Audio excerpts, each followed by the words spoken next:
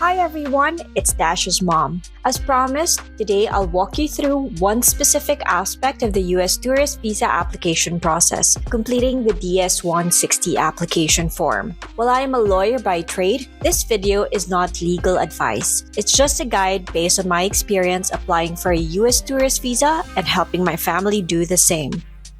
Again, we navigated to the US Travel Docs website, selected our place of residence, and chose the non-immigrant visa option. From there, we proceeded to step 2, where we found the link to the DS-160 form.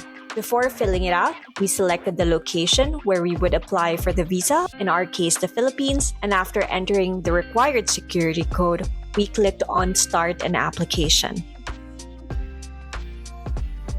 Since my next visa application isn't due for another 10 years, I'll show you a redacted version of my completed DS-160 form as an example. When we applied, we had to upload professionally taken photos that complied with the US Department of State's requirements. However, this might have changed with the introduction of the Visa Application Center, or VAC, where applicant biometrics, including their photographs, are now taken. I will not talk about all the fields in the DS-160 form as there are many. Instead, I will focus on those that will need to be clarified for first-time applicants. These include full name in your native language, telecode name, national identification number, US Social Security number, US taxpayer ID number, and passport book number. For your information, the US Department of State defines telecodes as 4-digit numbers representing characters in non-Roman alphabet names. Since these fields do not apply to us, we either click Does Not Apply or No.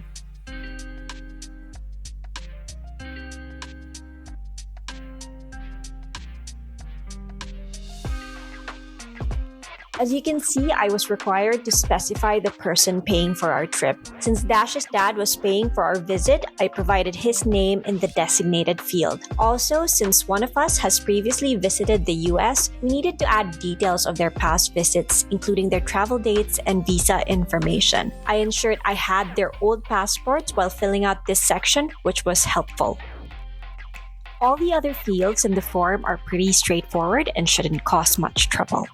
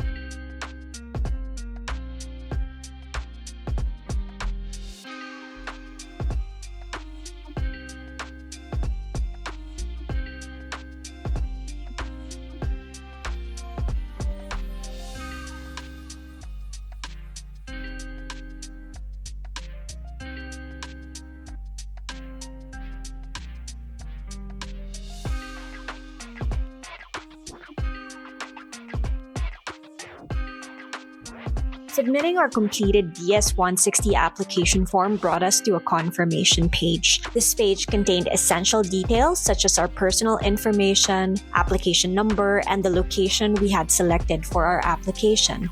It also included buttons to print or email a copy of the confirmation or to print the completed application form. I recommend printing your application form immediately. From my experience, this option is only available right after submission and disappears once you navigate away from the confirmation page. Unfortunately, I had to learn this the hard way while downloading Dash's application and confirmation. Anyway, at the bottom of the confirmation page, you'll find important instructions about what to bring to your interview and other helpful details. Make sure to read and note these guidelines to ensure you're fully prepared for the next steps.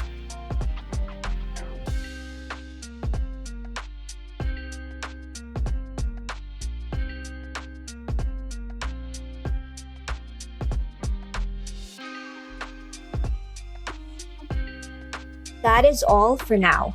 I look forward to seeing you in our next episode where we'll discuss scheduling an appointment and attending an interview at the US Embassy.